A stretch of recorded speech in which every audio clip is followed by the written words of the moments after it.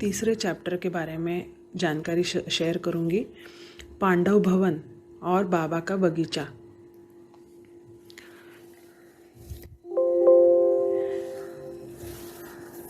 Kota house और Dholpur house यहाँ पे हमारे विश्वविद्यालय का मुख्य केंद्र था।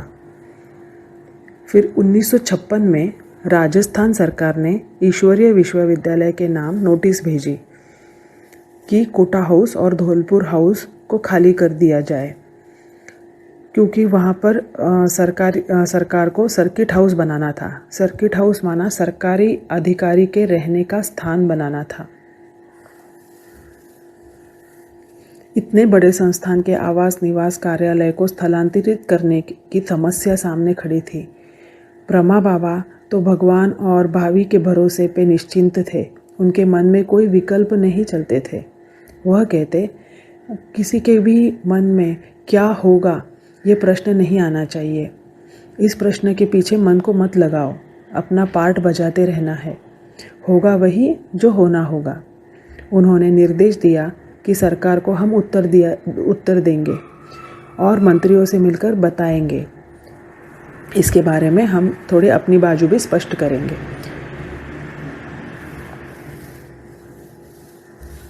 उन्होंने पत्र में लिखा कि पूरे भारत देश में यह एक ही ऐसा ईश्वरीय विद्यालय है जहां इतनी संख्या में माताएं बहनें लोगों के चारित्रिक सुधार के लिए ऐसा उच्च कार्य कर रही है। अतः इस ईश्वरीय विश्वविद्यालय का यहाँ होना तो राजस्थान सरकार के लिए गर्व की बात है। फिर बाबा ने उनको यह भी समझाते हुए कहा कि यह ईश्वरीय विश्वविद्यालय तो सरकार का सहयोगी है। बापू गांधी जी ने जो सत्य, अहिंसा और ब्रह्मचर्य के द्वारा राम राज्य की स्थापना करना चाहते थे, यह तो उसी शुभ लक्ष्य की पूर्ति में लगा हुआ है। इन माताओं बहनों अर्थात ब्रह्म कुमारियों के पास जो कुछ भी था, उन्होंने वह सब स्वयं की देश की इस उच्च सेवा में लगा दिया है। तो ऐसी संस्था ऐसा उच्च कार्य कर रही है, उससे ठिकाना भी छीन लेना यह तो एक अनुचित, अन्यायकारी और अशोभनीय कार्य है। फिर बाद में बहुत सारा एक्सप्लेनेशन दिया गया, सरकारी अधिकारियों से मिला गया, फिर मंत्रियों से मुलाकात की गई।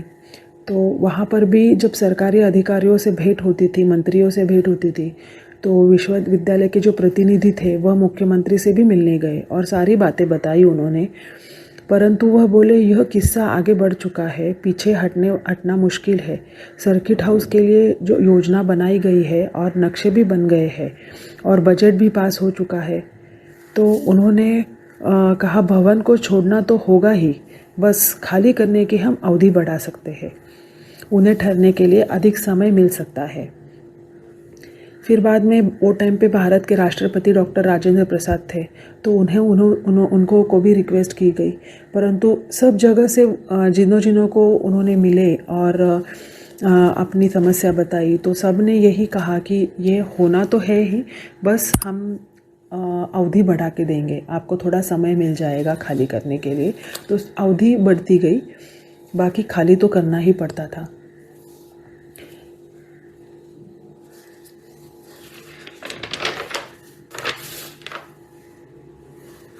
फिर बाद में एक दूसरे स्थान को लेना तो ज़रूरी था, तो वह स्थान ढूंढ रहे थे। फिर कोटा हाउस और धौलपुर हाउस के नज़दीक एक पोखरण हाउस था। तो यह भवन, वो भी एक बड़ा भवन ही था। वह अजीब सा था, पर उसमें मैदान काफ़ी थे, लेकिन वहाँ के कमरे भी बंद से लगते थे। परंतु बाबा ने कहा, शिव बाबा की इच्छा है, शिव बाबा के पास इसके लिए एक बड़ी योजना है, इसलिए तो उनकी प्रेरणा से उसी भवन को किराए पर हम ले लेंगे। और बाद में वह खरीद भी लिया गया। बाबा ने कहा कि 5000 साल पहले भी ये ऐसे ही हुआ था, तो शायद ये ड्रामा की भावी है कि हमको खाली करना पड़ रहा है। तो ठीक है, हम दूसरे भवन में शिफ्ट हो जाते हैं। फिर बाद में इसमें पांडव भवन का निर्माण हुआ, तो उसके बारे में बाबा ने बताया है। भारत के कई नगरों एवं उपनगरों में ईश्वरीय सेवा केंद्र गए थे और वहाँ से मधुबन आने वालों की संख्या दिनों दिन बढ़ रही थी। तो इस पोखरण हाउस में बहुत खाली मैदान थे, तो बाबा ने अन्य सेवा केंद्रों से आने वाले वत्सों के आवास के लिए इसमें कमरे बनवाने शुरू कर दिए। सभी की वृहद सभा के लिए एक काफ़ी बड़े हॉल का भी निर्माण कराया गया। बाबा की ये योजना थी कि समूचे विश्व भर में ईश्वरीय ज्ञान और संदेश देने के लिए यहाँ शिक्षिकाओं का प्रशिक्षण यानी टीचर्स ट्रेनिंग होगा और सभी की योग अवस्था को परिपक्व करने के लिए भी उन्हें विशेष पुरुषार्थ कराया जाएगा। फिर बाबा ने पोखरण हाउस के एक खुले हिस्से में भावी शिक्षिकाओं के आवास तथा प्रशिक्षण के लिए कमरे भी निर्मित करवाए और कक्षाएं भी बनवाई। फिर बाबा को स्थापत्य कला अथवा भवन कला में बाबा के विचार बहुत उच्च और अनूठे थे, उन्होंने इसमें इंटरेस्ट भी था। तो वे बाबा क्या करते, कागज़ पर अपने कोमल हस्तों से रेखा चित्र बनाते हुए कहते, यहाँ हमारे बच्चे सुख से रहेंगे, वहाँ वे ईश्वरीय विद्या पढ़ेंगे, मैं उनके सुख की पूरी व्यवस्था करूँगा। चीज़ ऐसी बनाई जाएगी कि कम खर्च और बालानशीन होगी। यह प्रबंध ऐसा होगा कि बच्चे जब दुनिया के धंधों से और माया के तूफानों से थक कर आएंगे तो वे शिव बाबा के इस घर में ऐसा सुखपूर्वक विश्राम पाएंगे कि उन्हें छी दुनिया तो भूल ही जाएंगे। फिर बाद में सेवा केंद्रों से प्रतिदिन काफ़ी संख्या में वत्स वहाँ आते रहते। फिर बाबा उन्हें पूछते, बच्चे आपके लिए जगह बनवा रहे हैं, जाओ उसे देख कर तो आओ। फिर इतना कहते ही वह खुद उठकर खड़े होते और अपनी अंगुली वत्सों के हाथ में दे देते और कहते, चलो बच्चे, बाबा स्वयं आपको दिखा लाते हैं। रास्ते में वे उनसे पूछते, बच्चे किसके साथ चल रहे हो? ऐसा पूछते हुए मुस्कान भरकर योग दृष्टि से उनके नेत्रों में उनको ऐसे अनुपम स्नेह से निहारते कि उन वत्सों के आत्मा को बहुत सुख महसूस होता। बाबा कहते, वत्सो, आप राज ऋषि हो और राजयोगी भी। इस पुरुषार्थ द्वारा आप भविष्य में राजाओं के भी राजा बनोगे। आप भविष्य में दैवी राजकुमार और दैवी राजकुमारियाँ बनने वाले हैं। आपके उठने, बैठने, पढ़ने इत्यादि की व्यवस्था जैसे राजाओं के जमाने में राजकुमारों के लिए होती थी, उससे भी उच्च होनी चाहिए। परंतु अभी तो आप पट पर बैठते हैं, क्योंकि यह आपके त्याग और तपस्या का जीवन है। वर्तमान समय सब साधारण और पुरुषार्थी रूप में है, परंतु इस पट पर बैठे हुए भी आप में ऐसी ईश्वरीय मस्ती है कि सतयुग में श्री लक्ष्मी और श्री नारायण को रत्न जड़ित सिंहासन पर बैठने पर भी नहीं होगे। इस समय तो आप पद्मापदम दैवी संपत्ति के मालिक बनते हैं। इस प्रकार बाबा भवन भी दिखा देते और बातों ही बातों में ईश्वरीय खुशी रूपी खजाने से झोली भर देते। त्याग और तपस्या का पाठ पढ़ाते हुए भी वे राजाई और रूहानी नशे से सारोबार कर देते। बाबा की उंगली पकड़े हुए लगता कि कोई रूहानी बिजली सी जिस्म और आत्मा दोनों में एक नई शक्ति संचारित हो रही है। फिर बाबा कमरे में वापस लाकर बाबा कहते, बच्चे थक तो नहीं गए? लो ये टोली खा लो। बाबा ने आप जैसे सिखिलते बच्चों के लिए यह बनवाई है। इस प्रकार हंसी बहलाव में भी बाबा मन मनाभाव का पाठ पढ़ा देते और हर कोई ऐसा महसूस करता कि हम तो वास्तव में थे ही शिव बाबा के, परंतु बीते कुछ समय से इस बात को जैसे भूल गए थे और अब इसकी हमें स्मृति दिलाई जा रही है। फिर पांडव भवन के बारे में बताया गया है।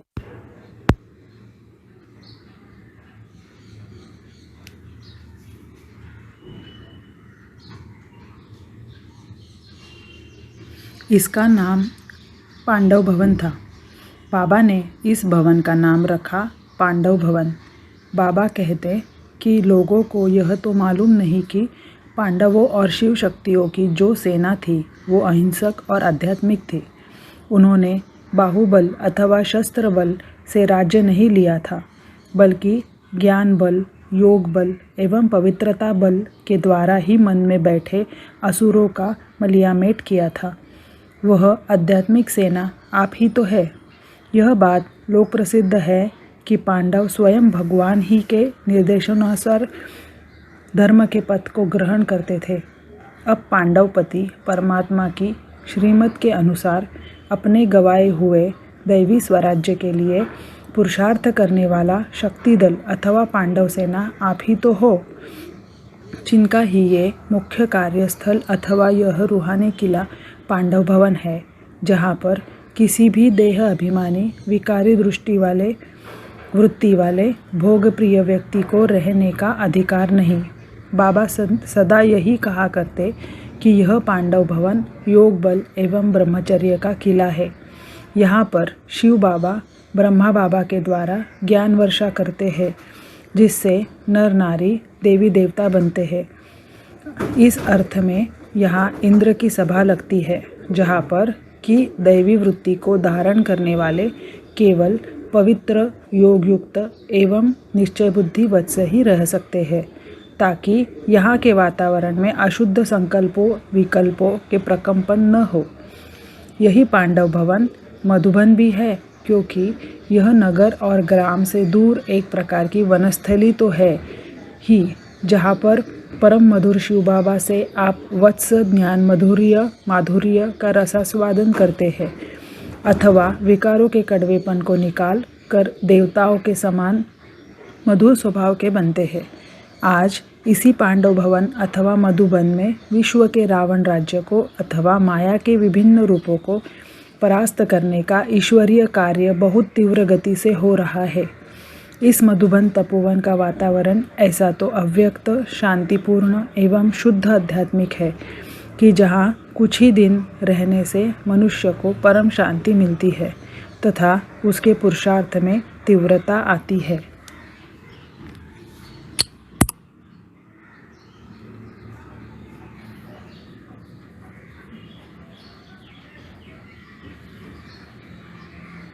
फिर इस भवन के कार्य में बहुत सारे मिस्त्री और मजदूर लोग लगे हुए थे। तो बाबा उन्हें भी उनसे भी बहुत अच्छा व्यवहार करते, पिता युक्त व्यवहार करते थे और वे बहुत बाबा से प्रभावित थे। उन्हें बच्चे बच्चे कहकर वह बुलाते थे। फिर जब सर्दी प्रारंभ होती तो बाबा उन्हों के लिए गर्म कपड़े दिया करते थे। फिर उनकी मजदूरी के अतिरिक्त उन्हें छाछ, चाय आदि भी दिया करते। वे उनके लिए कभी मीठे चावल बनवा देते और कभी खाने की और कोई चीज़ दिलाया करते। कई बार बाबा ने उनके लिए कंबल भी मंगवाए और चप्पल अथवा जूते भी। जब कभी बाबा बाहर जाते तो पांडव भवन के मिस्त्रियों, मालियों तथा सफाई कर्मचारियों को विशेष खर्ची भी दिया करते। बाबा को देखते ही उन लोगों का मन रूपी मोर नाच उठता। उन्हें लगता कि ये धरती के देवता ही है और उन्हें वो नमन करते थे। फिर बाबा ने थोड़ा बाबा के बगीचे के बारे में बताया है। बाबा को फूलों का बहुत शौक था।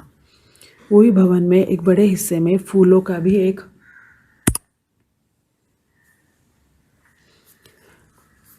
बगीचा बनवाया था।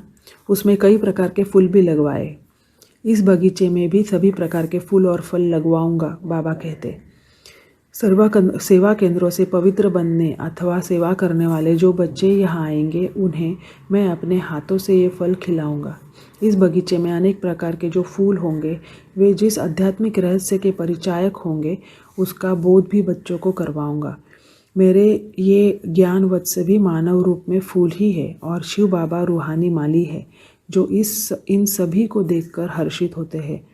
इस ज्ञान के बगीचे में भी कोई तो अभी कली बना है, कोई फूल। इसमें कोई तो सूर्यमुखी है, जिसका मन सदा ज्ञान सूर्य परमात्मा ही की ओर रहता है। कोई रूहे गुलाब है, जिसकी रूह में दिव्य गुणों की सुगंध है। कोई मोतिया या चमेली की तरह खुशबूदार और पवित्र है। किसी की कली गुलाब की तरह इस ईश्वरीय बगीचे की शोभा है। इसके अतिरिक्त कोई तो अब फल बन चुका है, जिसमें कि ज्ञान रस भर गया है, परिपक्व हो गया है और दूसरों की सेवा में लगा हुआ है। इस प्रकार यह बगीचा भी सेवा केंद्रों से आने वाले वत्सों को ज्ञान देने का एक निमित्त कारण बन गया। फिर बाबा को मिलने बहुत व्यक्ति आते थे और वह फूल भेंट करके बाबा उन्हें फूल भेंट करते और उन्हें पूछते, बच्चे आप अभी कली हो या फूल बने हो या आप फल बन चुके हो। फिर कभी बाबा भी उन्हें पूछते कि बताओ बच्चे, आप अभी भी आप में माया का कोई कांटा तो नहीं रहा हुआ है। बाबा कहते कि हर एक सेवा केंद्र पर आने वाले ज्ञान वत्स गोया एक मानवी गुलदस्ता ही है, बच्चे आपस में गुलदस्ता बनकर रहना और अपनी अपनी खुशबू शिव बाबा को देते रहना। फिर बाबा ने इस बगीचे में अंगूरों की बेल भी लगाई थी। हर वर्ष जब अंगूर के गुच्छे उतारे जाते तो बाबा इस अल्लाह के बगीचे के अंगूरों को बड़े चाव से हर एक सेवा केंद्र पर भेजने का यत्न किया करते।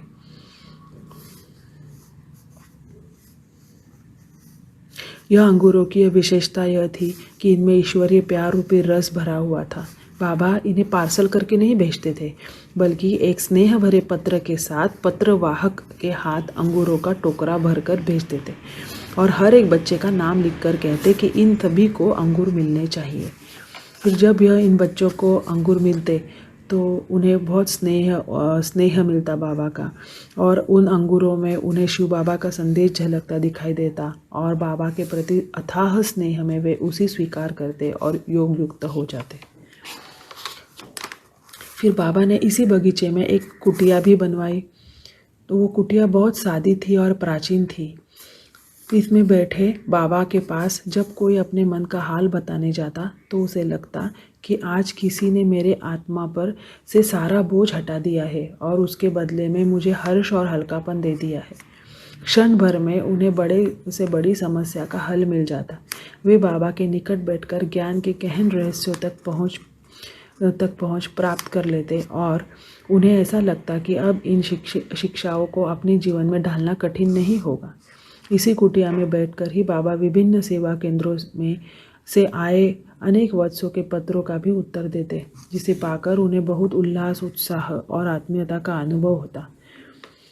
यह कुटिया नहीं बल्कि इस संसार सागर में जहाँ पर मनुष्य माया के तूफानों से तथा दुख और अशांति की चट्टानों से घिरा हुआ है, जीवन रूपी जहाज के लिए एक लाइट हाउस का काम करती थी, जहाँ से सभी को ज्ञान और योग की सर्च लाइट मिलती रहती।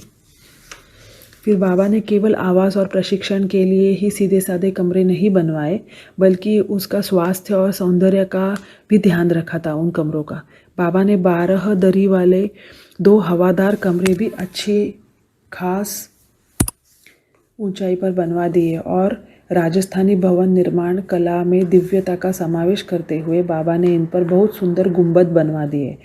ऐसा लगता कि ये गुंबद दूर से ही माया के थके मांदे जिज्ञासियों का आह्वान करते हुए मुख्य भाव में शिव बाबा का ये संदेश देते हैं कि आओ मेरी छत्र छाया में आओ और अपने जीवन को कमल पुष्प के समान बनाओ और अपने जीवन में इस नए और ताज़ा ज्ञान के ताजगी देने वाले झोंके खाओ और पुराने पोथों एवं रूढ़ियों की घुटन से मुक्ति पाओ।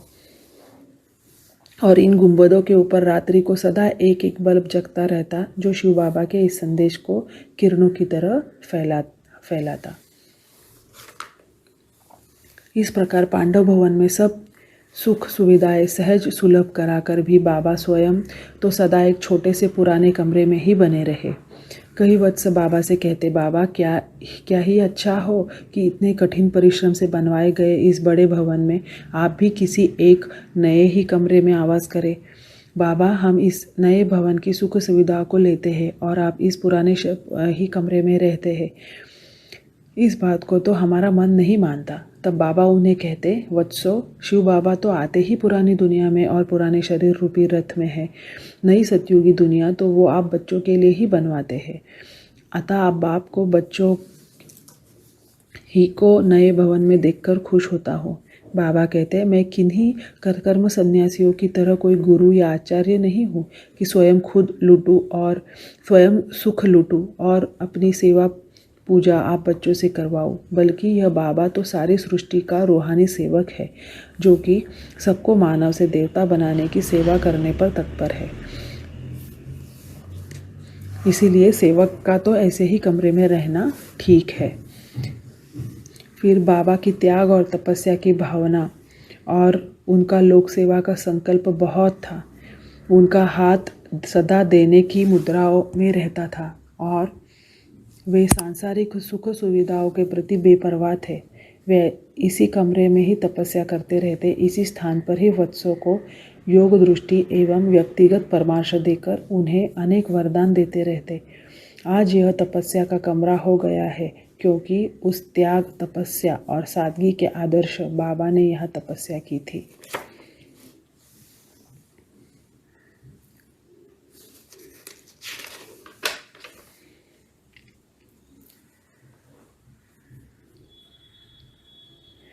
वो कमरा, फिर बाबा की कुटिया और बगीचा के बनाने में बहुत समय लगा, परंतु बाबा ने तो यह भवन लेते ही बहुत तीव्र गति से ईश्वरीय सेवा का कार्य प्रारंभ कर दिया था।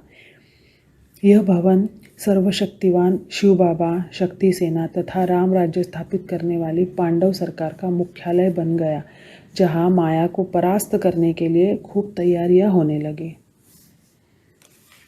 फिर आगे ईश्वरीय सेवा के बारे में उल्लेख किया हुआ है।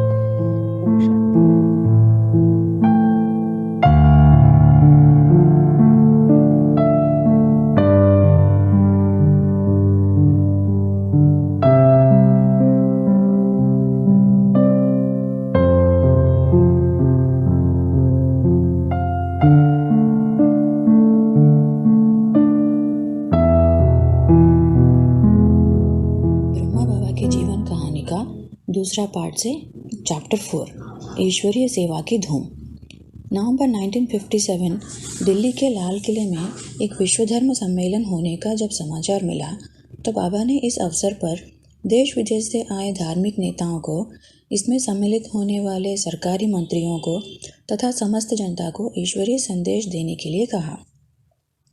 बाबा के मन में सर्व आत्माओं के प्रति ऐसी शुभ भावना थी कि किसी भी प्रकार सभी का कल्याण हो जाए। बाबा कहा करते कि पिता तो सदा चाहता है कि उनके सभी बच्चे चरित्रवान हो, योग्य हो और अच्छे अच्छे पदों पर आसीन हो। इस प्रकार बाबा की सदा यही इच्छा रहती कि सभी मनुष्य आत्माएं, जिनमें कई ज्ञानवान हैं तथा ज्ञान रहित हैं, किसी तरह और किसी प्रकार भी पवित्र बन देवपद को प्राप्त कर लें।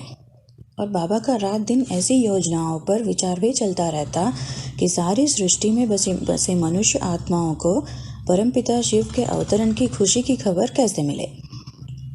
या तो हम मनुष्य आत्माएं जिन्हें परमपिता ने खुद आकर जगाया है, तो हम अपना कर्तव्य हुआ कि हम दूसरों को यह शुभ सूचना दें कि संपूर्ण पवित्रता, सुख, शांति का सागर अपना विरासत देने वाला पिता आ चुका है और उसने हम मनुष्य आत्माओं के लिए ज्ञान यज्ञ रचा है, जिसकी अग्नि में हमें अपने अपने मनोविकारों की आहुति डालनी है।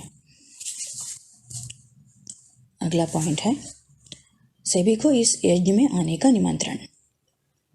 बाबा कहते कि जब पिता कोई यज्ञ रचता है अथवा कोई शुभ उत्सव मनाता है तो वह अपने सभी बच्चों को निमंत्रण देता है ताकि वे भी उस उत्सव में उपस्थित हो, वरना अंत में उलाहना देंगे कि हमारे पिता ने यह उत्सव किया और हमें बुलाया भी नहीं, मतलब उसकी सूचना भी नहीं दी। अब सारी सृष्टि की मनुष्य आत्माएं जो कि पारलौकिक शिव बाबा की और मुझ अलौकिक पिता ब्रह्मा बाबा की संतान हैं, उनका भी तो अलौकिक कर्तव्य है कि वे सभी मनुष्य आत्माओं को यह शुभ संदेश दें कि अज्ञान यज्ञ रचना है और परमपिता ज्ञानामृत बांट रहे हैं। तो सभी आए और अपने परमपिता से बापोती अधिकार ले लें, मतलब इनहेरिटेंस को प्राप्त कर लें। बाबा ने निर्देश दिया कि विश्व धर्म सम्मेलन के अवसर पर ईश्वरीय निमंत्रण तथा सदा शुभ बधाई इस शीर्षक से पैम्पलेट्स, फोल्डर्स इत्यादि छपवाकर सभी आत्माओं को शिव बाबा की ओर से दिया जाए। और बाबा ने खासकर बोला है कि निमंत्रण पत्र देखने में बहुत ही सुंदर होना चाहिए, जो कि हर एक को बांटा जाए। अगला पॉइंट है कापारी खुशी। सभी मनुष्य आत्माओं को ईश्वरीय संदेश देने का उत्साह बाबा में सदा इतना बना रहता कि उनके संपर्क में आने से हर एक को सेवा कार्य में लग जाने का लगन लग जाती। शिव बाबा के अवतरण एवं मिलन की खुशी भी बाबा को सदा इतना रहता कि बाबा के मन, वचन और कर्म में इस खुशी का इतना प्रभाव होता था कि अशांत आत्मा भी बाबा के निकट से अपार खुशी का महसूस करती। बहुत बार बाबा यज्ञोत्सवों से पूछा भी करते थे, बच्चे, खुशी का पारा तो चढ़ा हुआ है ना। देखो, हमें त्रिलोकीनाथ, त्रिकालदर्शी, त्रिमूर्ति, सर्वशक्तिवान शिव बाबा मिले हैं और वह हमें निरंतर 2500 वर्षों के लिए स्वर्ग का राज्य भाग्य का अधिकारी बना रहे हैं। तो हमें कापारी खुशी होनी चाहिए, मतलब एड़ी से चोटी तक की खुशी का पारा चढ़ा रहना चाहिए। मतलब हुआ सिर से लेकर पांव तक की खुशी को महसूस करना, मन बहुत खुशी का अनुभव करना। तो हमें सतयुग में दैवी राज्य भाग्य पाकर भी ऐसा खुशी नहीं होगी जो कि शिव बाबा से अभी हमें मिल रहा है। देखो तो भक्ति मार्ग में जिसे जन्म जन्मांतर ढूंढा, जिसके लिए इतने व्रत, तप, जप, उपवास, हठ क्रिया इत्यादि किया, परंतु वो नहीं मिला। अब कैसे अनायास ही उसने हमें अपना परिचय दिया, हमें अपनाया और सहज रीति से अपनी संपूर्ण दिव्य विरासत भी दे रहा है। तो बच्चे, यदि सोचा जाए, यह कोई कम बात नहीं है। कई बार ही सहज मिली वस्तु का मनुष्य के मन में उतना मूल्य नहीं रहता जितना कि होना चाहिए। तो इस अद्भुत गुप्त खजाने को सहज ही पाकर कहीं गफलत ना करना। और आगे है, पांडव भवन में सदा खुशी के नगारे बजे। कई बार बाबा कहा करते, वत्सो, जब किसी के घर शादी का मौका होता है तो उनके घर में ढोल या बैंड बजते हैं। अब बाबा तो कई बार सोचा करते थे कि 24 घंटे ही अपने इधर नगारे बजते रहते हैं खुशी का, क्योंकि यहाँ तो आत्माओं की अमरनाथ परमात्मा शिव से सगाई अथवा शादी, मतलब खुशी की मिलन तो होती ही रहती है। तब यहाँ प्रतिदिन 24 घंटे नगारे बजेंगे तो लोग आश्चर्यचकित होकर पूछेंगे कि क्या बात है, यहाँ क्यों नगारे बजते रहते हैं रोज, ऐसी कौन सी खुशखबरी है, ऐसा कौन सा शुभ अवसर है। तो इस प्रश्नों का ऐसे उत्तर दिया जाए कि आत्माओं की परमात्मा से सगाई होती है, इससे बढ़कर तो अन्य कोई खुशी की बात नहीं हो सकती। तो इस प्रकार बाबा खुशी और उत्साह से एक साकार पावर हाउस के जैसे थे। दूसरे भी ईश्वरीय सेवा के लिए खूब उत्साह भरते रहते थे। अगला पॉइंट है, सम्मेलन के अवसर पर बाबा का दिल्ली पधारना। दिल्ली में जो बड़े पैमाने पर धर्म सम्मेलन होने वाला था, उस अवसर पर बाबा स्वयं ही उपस्थित होकर ईश्वरीय सेवा का ढंग सिखाना चाहते थे। तो बाबा के अपने निर्देश पर जो पैम्पलेट्स, फोल्डर्स इत्यादि छपवाने के लिए कहा गया था निर्देश में, वो सब बहुत ही सुंदर तरीके से छपवाया गया था। और वो उसके शीर्षक भी होते थे ईश्वरीय निमंत्रण, सदाशुभ बधाई, ऐसे शीर्षक होते थे और दिखने में इतने सुंदर बने कि जिसके हाथ में भी ये पैम्पलेट्स, फोल्डर्स दिया जाए, उनको ऐसे ही फेंकने का मन नहीं होता था, बल्कि उसके सौंदर्य के कारण उसको अपनी अमूल्य प्राप्ति मानकर सुरक्षित रखते थे। अगला है, महादानी और कल्याणकारी। इसी अवसर पर बाबा ने बड़े बड़े आकार के रंगीन चित्र भी छपवाए थे, जिसमें रचयिता यानी परमपिता शिव और उनकी रचना जो है सृष्टि चक्र का चित्र भी छपवाया था। इसमें शिव बाबा को त्रिमूर्ति के रूप में दिखाया गया था।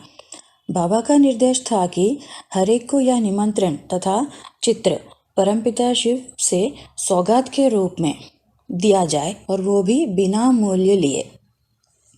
विशेषकर विदेशियों को, जो कि दूर दूर से काफ़ी खर्चा करके तथा भारत को एक प्राचीन आध्यात्मिक देश मानकर यहाँ आए हैं और जिनका बार बार यहाँ आना कठिन है, उन्हें तो अवश्य ही ये सौगात मिलना चाहिए, बाबा का ये कहना था। और बाबा जिस प्रकार ज्ञान सेवा के तरीके बताते, सभी के प्रति करुणा, प्रेम भरे मन से ज्ञान रत्नों की सौगात देने के लिए उत्साह भरते थे। प्रजापिता ब्रह्मा का कर्तव्य है सभी मूर्छित मनुष्य आत्माओं को ज्ञान गंगा जल से पुनर्जीवित करना। तो बाबा ने यह कार्य कैसे शुरू किया, ये हम अगला चैप्टर में सुनेंगे। अच्छा, ओम शांति।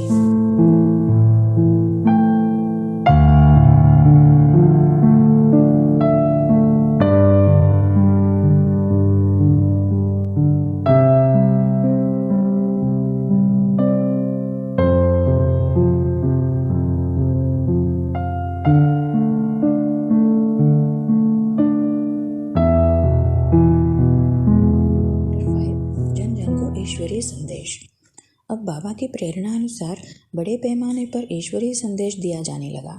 सेवा केंद्रों पर आने वाले जिज्ञासुओं को ईश्वरीय ज्ञान तथा सहज राजयोग की शिक्षा भी दी जाती थी, परंतु उसके अतिरिक्त अब जहाँ किसी भी संबंधित विषय पर कई सार्वजनिक सभा भी होती, वहाँ भी निमंत्रण मिलने पर भाषण में शिव बाबा का परिचय तथा संदेश दिया जाता था और ईश्वरीय निमंत्रण के काफ़ी पैम्पलेट्स भी काफ़ी संख्या में बांटे जाते थे।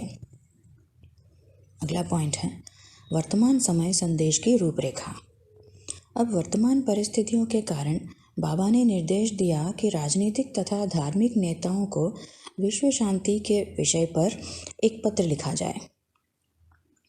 बात यह थी कि उन दिनों समाचार पत्रों में, सभाओं में, मंच पर विश्व शांति के बारे में बहुत सी चर्चा होती थी। अमेरिका और रशिया के बीच न्यूक्लियर वेपन्स, हाइड्रोजन बॉम्ब्स और डेंजरस पॉइजनस गैसेस की एक बड़े पैमाने पर रेस चलने लगी। लोग इसे शीत युद्ध, कोल्ड वार कहते थे और ये कोल्ड वार जाते जाते हॉट वार में भी बदलने लगा।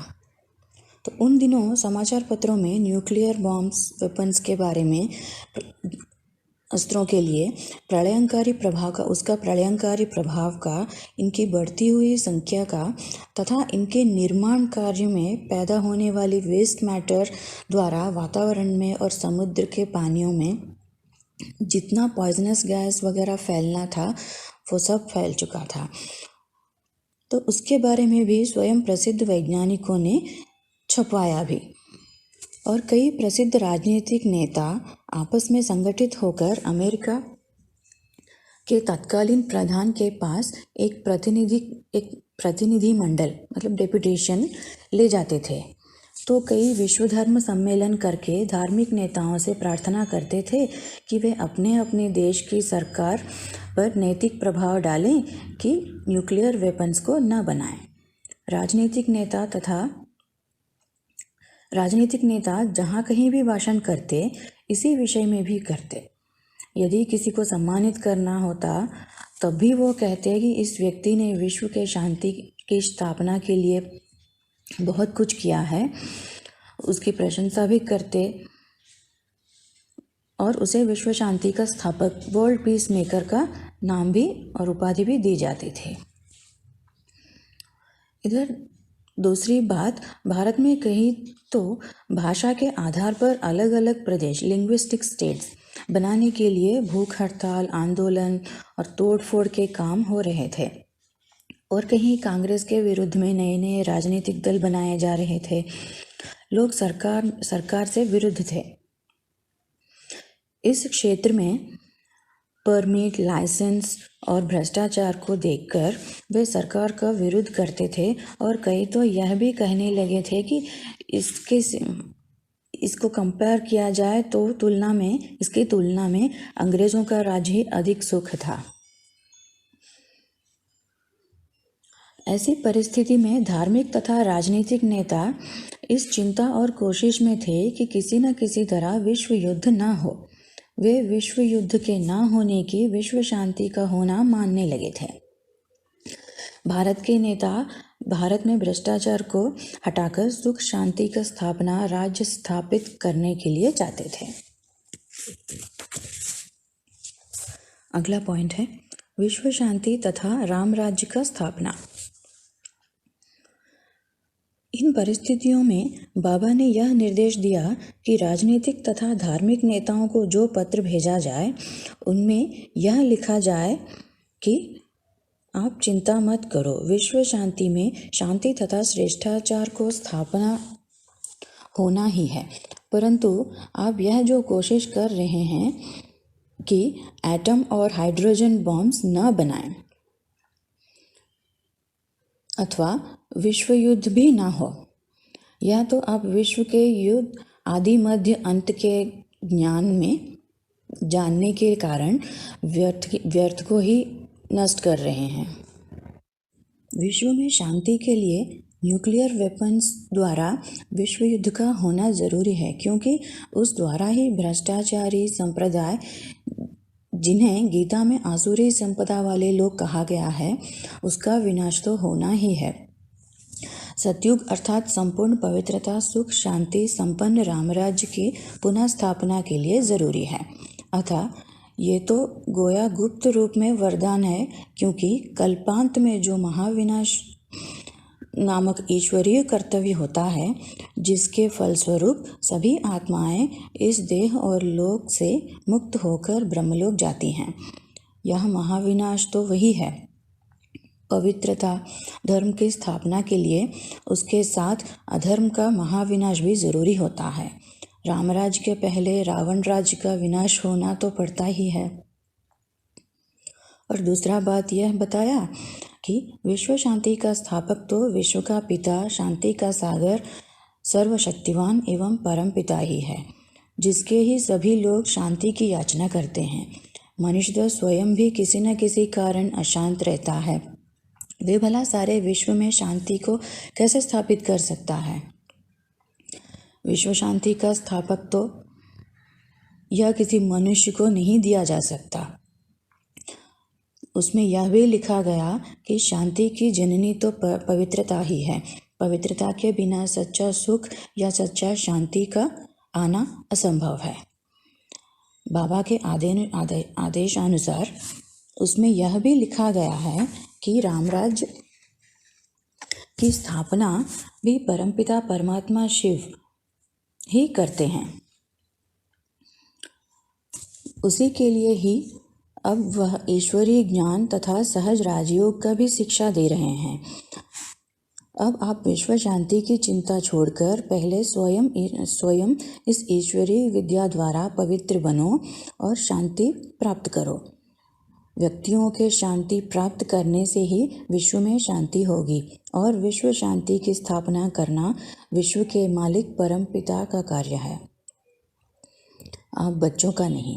आपका कर्तव्य तो स्वयं को पवित्र बनाना तथा अपने शांति स्वरूप स्वधर्म में स्थित होना है। अगला है आश्चर्यचकित भी और खुश भी। इस प्रकार का पत्र छपवाकर जब राजनीतिक नेताओं तथा धर्माचार्यों को दिया गया था, तब वे आश्चर्यचकित थे और खुश भी थे। आश्चर्य तो इस बात पर था उनको कि यह कौन है जो खुले रूप में कहता है कि महाविनाश का संभव है और इसमें सतयुगी सुख शांति का द्वार खुलेंगे, और जो स्वयं को विश्व का परमपिता मानते हुए सभी को, चाहे उनका राजनीतिक, धार्मिक, आर्थिक, सामाजिक पद कितना भी उच्च हो तथा शारीरिक आयु कुछ भी हो, उन्हें बच्चे बच्चे कहकर वात्सल्यपूर्ण शब्दों से संबोधित करता है तथा विश्व शांति के कर्तव्य की, रामराज्य की पुनः स्थापना की जिम्मेदारी अपने ऊपर लेता है। वह स्पष्ट रूप से कह रहा है कि बापू गांधी जी रामराज्य चाहते थे। उसकी स्थापना में विश्व का बापू भारत माताओं की ज्ञान बल, योग बल, अहिंसा बल, पवित्रता बल की सेना द्वारा स्थापित कर रहा हूँ। आप उसमें केवल यह सहयोग दे कि स्वयं पवित्र एवं योग युक्त बनो। और उनको खुशी इस बात की हो रही थी कि माताएं बहनें भारत को श्रेष्ठाचारी बनाने का यह पुनीत कार्य कर रही हैं, और वे वर्तमान राज्य को रावण अथवा कौरव राज्य बताते हुए भविष्य घोषणा कर रही हैं कि अब शीघ्र ही इसका अंत होने वाला है। परंतु देह अभिमान के कारण, परमात्मा की पहचान न होने के कारण तथा संसार के धंधों से अवकाश न होने के कारण वे समय निकालकर इस बात को समझने की कोशिश ही न करते कि इतनी अधिकारपूर्ण भाषा में यह कौन है जो सभी को बच्चे बच्चे कहता हुआ यह कार्य कर रहा है। अगला पॉइंट है स्वतंत्र पार्टियों को पत्र। 22 अगस्त 1959 को स्वतंत्र पार्टियों के स्थापकों को, मुख्य एवं सामान्य कार्यकर्ताओं को तथा सदस्यों को एक पत्र लिखा गया कि वर्तमान समय का राज्य तो कौरव राज्य है। यह धर्म अर्थात पवित्रता एवं दैवी मर्यादा पर आधारित नहीं है, जैसे कि सतयुग में श्री लक्ष्मी श्री नारायण का और त्रेता में श्री सीता और श्री राम जी का राज्य था। आज तो सभी मनुष्य काम, क्रोध आदि विकारों के कारण परतंत्र हैं। सही अर्थ में स्वराज्य तो नहीं है। इस प्रकार के प्रजातंत्र में सुख, शांति, अनुशासन तथा पवित्रता की एकदम काल्पनिक जैसा हो गया है। और इस प्रकार उन्हें बताया गया कि देश को सच्ची स्वतंत्रता तो तभी मिलेगी जब इस देश के वासी षट विकारों के पंजे से अथवा माया की गुलामी से छुटकारा पाएंगे। और इस प्रकार की स्वतंत्रता तो ज्ञान बल एवं योग बल द्वारा ही हो सकती है। यह पत्र जगदम्बा सरस्वती जी यानी मम्मा ने भेजा था और इस पत्र में यह स्पष्ट लिखा गया था कि यह पत्र निराकार परमपिता परमात्मा शिव यानी त्रिमूर्ति की ओर से लिखा जा रहा है। उसमें सभी को यह निमंत्रण दिया गया था कि वे कन्याओं और माताओं की अहिंसा बल वाली सेना में शामिल हो जाएं और मनोविकारों के साथ युद्ध करके सच्ची स्वतंत्रता प्राप्त करने के भागी बने। अगला पॉइंट है न्यायमूर्तियों तथा वकीलों को लिखा गया पत्र। 1959 पटना में न्यायमूर्तियों में एवं वकीलों में हुआ एक सम्मेलन में उसी अवसर पर एक बाबा का छपवाया हुआ पत्र वहाँ पर भी भेजा गया था। अब इस कॉन्फ्रेंस के अवसर पर शिव बाबा ने साकार प्रजापिता ब्रह्मा द्वारा अपने ही नाम से जो पत्र भेजा, उसमें उन न्यायमूर्तियों को यह लिखा गया कि विधि ने आपके ऊपर आपके सामने बताए गए दूसरों के कर्मों के बारे में निर्णय करने का बहुत ही महत्वपूर्ण काम सौंपा है, परंतु आप इस बात को मानेंगे कि यदि मापतोल का पैमाना मतलब सिस्टम स्वयं ही ठीक ना हो तो वह मापने का काम भी ठीक रीति से नहीं कर सकेंगे। इसी प्रकार यह जरूरी है कि न्यायमूर्तियों का मन भी काम, क्रोध, लोभ, मोह, अहंकार इत्यादि विकारों से ऊपर उठना चाहिए। इस प्रकार उन्हें बताया गया कि वे ध्यान दें कि अब जो समय चल रहा है यह ऐसा समय है जबकि अनैतिकता और अनाचार फैल चुका है। आज स्थिति ऐसी हो गई है कि विकारों के कारण मनुष्य समाज का अस्तित्व भी खतरे में पड़ गया है। अब वह समय है जिसे गीता में धर्मग्लानि का समय कहा गया है। उस पत्र में उन्हें स्पष्ट रूप से बताया गया कि 5000 वर्ष पूर्व की तरह अब अधर्म के विनाश की तैयारियां हो रही हैं तथा दैवी संपदा वाले धर्म की पुनः स्थापना का ईश्वरीय कर्तव्य हो रहा है। उन्हें निमंत्रण दिया गया कि वे भी अब परमपिता परमात्मा से 100% पवित्रता, सुख, शांति का ईश्वरीय जन्म सिद्ध अधिकार प्राप्त करें। अगला पॉइंट है बड़े आकार के रंगीन पोस्टर्स। तो इस प्रकार हर वर्ग के लोगों को स्पष्ट रूप से ईश्वरीय निमंत्रण दिया गया। बड़े बड़े पोस्टर भी छापकर चिपकाए गए। वे रंगीन और बहुत ही आकर्षण होते थे। उनमें से एक पोस्टर पर बहुत ही मोटे मोटे अक्षरों में छापा गया था, सत्यता बाणों के समान है परंतु सत्यता है कहाँ? क्या वर्तमान मतभेद वाले अनेक धर्मों में या शास्त्रों में है नहीं? जिसे तीक्ष्ण बाण केवल तर्क से ही प्राप्त होते हैं। इसी प्रकार सत्य ज्ञान भी अन्य कोई नहीं दे सकता सिवाय सत्य स्वरूप ज्ञान सागर सर्वशक्तिवान परमात्मा के। उस पोस्टर में बहुत ही खुले शब्दों में परमात्मा और मनुष्य आत्माओं के ज्ञान में अंतर बतलाया गया था। ऐसे इस प्रकार बहुत से पैम्पलेट्स, पेपर्स, पुस्तक इत्यादि में छपवाकर अनेक अनेक आत्माओं को बाबा के अवतरण का संदेश पहुंचाया गया। इसको पढ़कर बहुत से लोग भड़क जाते थे, कई लोग आश्चर्यचकित होते थे और कई लोग तो विरल ही परमपिता का परिचय प्राप्त करके पूर्णतः पवित्र एवं योग युक्त बनने के पुरुषार्थ में लग जाते थे। अब एक तरफ से ब्रह्मावत्सों की संख्या बढ़ने लगी और उनमें पवित्रता शक्ति, ज्ञान शक्ति एवं योग शक्ति का विकास हुआ, और दूसरी ओर से हर वर्ग, हर पद मतलब स्टेटस और हर क्षेत्र के लोगों को ईश्वरीय संदेश, आदेश, शिक्षा, सावधानी, मर्यादा इत्यादि का परिचय कराया जाने लगा। तो इसमें से जो धार्मिक क्षेत्र में जो मची धूम, अंधश्रद्धा और कुरीतियाँ, ऐसे इन सबको ठीक करने की और जो मजबूती से कदम बढ़ाए गए और आगे क्या क्या हुआ, ये सब हम सुनेंगे अगले चैप्टर में। अच्छा, ओम शांति।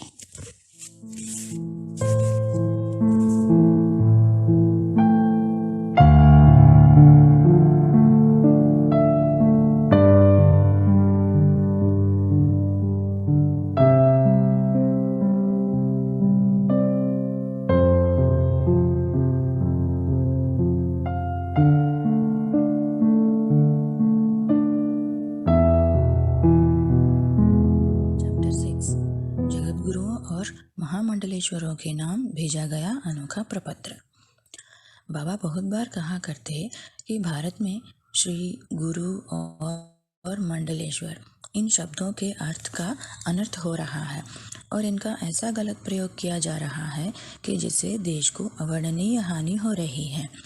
और बाबा ने निर्देश दिया कि जिन लोगों के नाम के साथ श्री श्री 108 जगत गुरु की उपाधि का प्रयोग होता है, विशेष तौर पर उन्हें कारण बताओ, नोटिस दो और उन्हें बताया जाए कि वास्तव में तो यह उपाधि परमात्मा का ही है और इसलिए उनका यह कर्म जनता को धोखा देने और झूठी नकल उतारने के तुल्य है, जो कि एक पाप है। अगला पॉइंट है, श्री शब्द किसी मनुष्य के नाम के पूर्व नहीं प्रयोग हो सकता। बाबा समझाया करते कि श्री शब्द तो केवल देवी देवताओं के लिए प्रयोग हो सकता है जिनका भारत में गायन और पूजन है। देवी देवता पूर्णतः पवित्र थे, इसलिए ही उनके हर एक अंग के साथ कमल शब्द का प्रयोग होता था, जैसे कमल नेत्र, कमल मुख, कमल हस्त। और इस प्रकार के शब्द के द्वारा हम जान सकते हैं कि उनके जीवन कितना पवित्र और पावन था। श्री शब्द ऐसे ही पवित्र देवी देवताओं की उपाधि है। फिर श्री श्री इस प्रकार युगल रूप में जो शब्द हैं, यह तो देवों के भी देव एक परमपिता परमात्मा के लिए प्रयोग किया जा सकता है, परंतु आज देवताओं और परमात्माओं के नाम के साथ प्रयुक्त की जाने वाली इस उपाधि को मनुष्य के नाम के साथ प्रयोग किया जाने लगा है और देवताओं के साथ इन मनुष्यों की कोई तुलना नहीं हो सकती, क्योंकि ना तो इनके शरीर ही देवताओं की तरह योग बल से उत्पन्न हुआ है और ना इनकी जीवन सभी विकारों से पूर्णतः मुक्त है और ना ही इनकी काया सदा निरोग और कंचन समान है और ना ही ये देवताओं के समान अमर अर्थात काल के पंजे से मुक्त हैं। अगला पॉइंट है, जगत गुरु एक परमात्मा ही है। बाबा यह भी समझाया करते कि पिछले 2 युगों से गुरु शब्द का भी इस प्रकार की दुरुपयोग हुआ है वास्तव में तो सभी का सद्गुरु एक ज्योति स्वरूप परमात्मा शिव ही है, क्योंकि गुरु का अर्थ है मुक्त करने वाला अथवा ज्ञान देकर कल्याण करने वाला है, और ऐसा कल्याण करने वाला स्वयं सदा मुक्त सत्य स्वरूप और ज्ञान का सागर तथा कल्याणकारी तो एक परमात्मा ही है, जिसका नाम भी शिव है। परंतु जैसे कि हम देख रहे हैं, यह उपाधि भी मनुष्यों के नाम के साथ प्रयुक्त हो रही है। आज बहुत से पुराने पंथी तो यह कहते हैं कि शास्त्रों के मतानुसार पति ही पत्नी का गुरु है, परंतु पति तो स्वयं भी काम भोग के द्वारा पतित होते हैं, और उनमें शराब, सिगरेट, भ्रष्टाचार, क्रोध, ऐसे कितने सारे संस्कार हैं जिससे वे स्वयं भी बंधे हुए हैं, तब वे दूसरों को क्या मुक्त कर सकेंगे। फिर यदि ऐसा मान लिया जाए पति ही पत्नी का गुरु है, तब तो हर घर में एक गुरु तो होना ही चाहिए। परंतु इतने गुरु होने पर भी देखो तो आज हर घर का हाल क्या है। घर कोई स्वर्ग बना है क्या? क्या सभी मुक्त हैं क्या?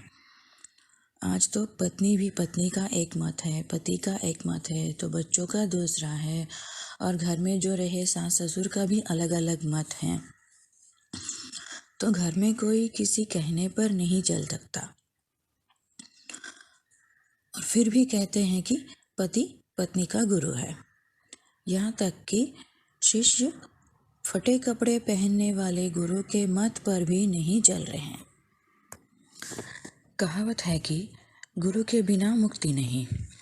भारत में तो गुरु कहलाने वालों की संख्या तो लाखों में होगी, लेकिन आज तो यह देश सद्गति के बजाय दुर्गति, भ्रष्टाचार, पापाचार के रास्ते पर चल रहा है। स्पष्ट है कि सद्गति तो हो नहीं रही। जनगणना बढ़ती जा रही है, जिससे स्पष्ट होता है कि अत्यधिक मनुष्य आत्माएं मुक्ति धाम से इस लोक में ही आ रही हैं। वे यहाँ से मुक्त होकर वापस नहीं जा रही, मतलब उनकी गति या सद्गति तो हो नहीं रही। यदि कोई मनुष्य अपने नाम के साथ जगत गुरु की उपाधि धारण करता है या अपने शिष्यगण को इस बात के लिए स्वीकृति देता है कि उपाधि का प्रयोग कर सकते हैं, तब तो यह अनर्थ कर रहे हैं, क्योंकि जगत का गुरु तो कोई भी मनुष्य नहीं हो सकता। आज तक इतिहास में ना कोई ऐसा मनुष्य हुआ है और न होगा जो सारे जगत का गुरु हो। तब भला कोई मनुष्य ऐसी उपाधि का प्रयोग करने का अधिकारी कैसे हो सकता है। कर्म सन्यासी लोग जो जगत गुरु कहला रहे हैं, वे घर परिवार संसार से मुंह मोड़कर आते हैं, जो जबकि ये उनका भी उद्धार नहीं कर सके, तब जगत के गुरु किस अर्थ में हुए हैं। फिर ये लोग तो जगत को मिथ्या अथवा स्वप्न मात्र मानते हैं, तब भला ये गुरु किसके हुए। इस प्रकार बाबा द्वारा समझाए गए ज्ञान बिंदुओं को एक पत्र में लिखकर 29 फरवरी 1960 को जगदम्बा मातेश्वरी सरस्वती यानी मम्मा की ओर से सभी जगत गुरुओं अथवा महामंडलेश्वर कहलाने वाले लोगों को भेजा गया। पत्र में उपरोक्त युक्तियों के अतिरिक्त अन्य भी बहुत से तर्क सम्मत वाक्य थे। इस पत्र का विषय लाल अक्षरों में इन शब्दों में था, बताएं कि आपको श्री श्री 108 जगत गुरु अथवा मंडलेश्वर की उपाधि धारण करने का क्या अधिकार है। इसी पत्र में उन्हें यह समझाया गया था कि 108 की संख्या का प्रयोग भी केवल परमात्मा शिव का ही उपाधि में प्रयुक्त हो सकता है, क्योंकि वह ही 108 नर नारियों को पूर्णतः मायाजीत यानी निर्विकार बनाता है, जिसके स्मरण चिन्ह के तौर पर ही 108 मणकों की माला का नाम वैजयंती माला तथा रुद्राक्ष माला है। और पत्र में यह भी बताया गया कि सारे जगत का गुरु तो वह कहला सकता है जो अदीक्षित हो, मतलब जिसका अपना कोई गुरु ना हो। परंतु मनुष्य के परंपरा में तो ऐसा कोई नहीं है। ऐसा गुरु तो एक परमात्मा ही है, जो तीनों देवों का रचयिता है और उनके परिचय को जानता है, त्रिलोकीनाथ भी है और एवं अजन्मा भी होते हैं और तीनों लोगों को तथा तीनों कालों को भी जानते हैं। मनुष्य तो जगत भर के मनुष्यों की मानसिक अवस्था को तो जान नहीं सकता, उनके कर्मों की गुह्य गति को भी पूर्णतः ज्ञान नहीं है, और वह स्वयं भी अजन्मा नहीं है और स्वयं भी मायाजीत नहीं है। इसी प्रकार वह तो इस जगत का ही एक प्राणी हुआ ना, जो कि व्याधि काल रोग प्रेम इत्यादि के अधीन है। वह भला मंडलेश्वर या महामंडलेश्वर कैसे कहला सकता है? जगत में अथवा भूमंडल में बौद्ध जैन ईसाई मुसलमान इत्यादि अनेक धर्मों के अनुयायी हैं और एक धर्म में भी कई आचार हैं। सभी तो किसी एक मनुष्य को अपना गुरु मानते भी नहीं, तब कोई मनुष्य स्वयं को सारे जगत का गुरु कैसे मान सकता है? और इस प्रकार उन्हें बताया गया कि वे यह उपाधि धारण करके अथवा अपने नाम के प्रयोग किए जाने की अनुमति या स्वीकृति देकर जनता को एक सद्गुरु परमात्मा से विमुख करके घोर पाप कर रहे हैं। इस पर भी वे यह कहते हैं कि गुरु ही ब्रह्मा है, गुरु ही विष्णु है, गुरु ही साक्षात ब्रह्मा है।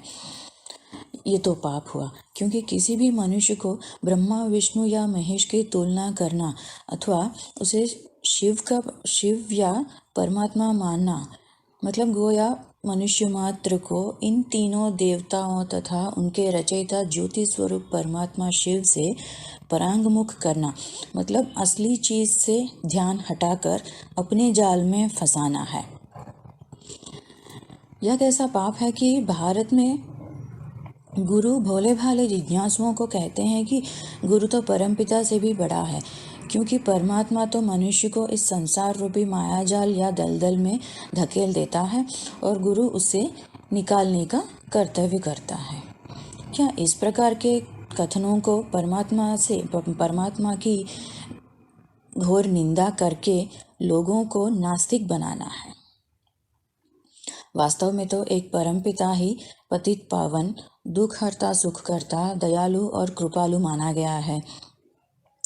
वही है जो सतयुग की पावन सृष्टि का रचयिता है, वही मुक्ति तथा जीवन मुक्ति का दाता है। मगर आज इस अभोग देश में इनको कोई निर्भय होकर कह ही नहीं सकते। और मातेश्वरी जी द्वारा भेजे गए परिपत्र में उपरोक्त सभी बातें स्पष्ट रूप से लिखी गई थी और सभी को यह सम्मति दी गई थी कि वे इस उपाधि को छोड़ दें और उसकी हमें सूचना दे दें, और कि यदि वे इसे छोड़ने को तैयार नहीं हैं तो कृपया हमें बताएं कि उन्हें यह उपाधि धारण करने का अधिकार किस प्रकार है। लास्ट पॉइंट है, इस पत्र का उत्तर किसी ने नहीं दिया।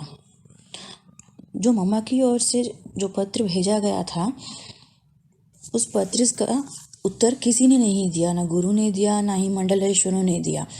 इससे स्पष्ट होता है कि उन्हें इस उपाधि से इतना मोह हो चुका है कि वे इसे छोड़ भी नहीं सकते। इस मिथ्या उपाधि को धारण करने में ही वे अपनी शान समझते हैं। इसे भला वे कैसे छोड़ सकते हैं? और उनके पास ऐसे कोई युक्ति भी नहीं है जिसे वे पेश करके वह कह सकें कि इन कारणों से उन्हें यह उपाधि धारण करने का अधिकार है। इस सम्मति पत्र के बाद जब कभी किसी मंडलेश्वर या गुरु से मिलने का अवसर हुआ भी, तो उन्होंने इस बात पर अपना रोष प्रकट किया कि उन्हें ऐसा पत्र लिखा गया। किसी ने भी इन कड़वा सत्य को स्वीकार करने का साहस नहीं किया, बल्कि मिथ्या अभिमान को छोड़ने से इनकार ही किया है। बाबा ने तो पहले ही बता दिया था कि इनमें से कोई भी इस नकली उपाधि को छोड़ेंगे नहीं। बाबा ने तो बहुत मधुर भाषा में सभी को सत्यता का बोध कराने के लिए ही यह कर्तव्य कराया था, परंतु जिन्हें अपनी पंडिताई का गर्व है, वे भला मिथ्या शान को छोड़ने की हिम्मत कहाँ रख सकते हैं। तो इसी से 6वां चैप्टर ख़त्म होता है। अच्छा। ओम शांति।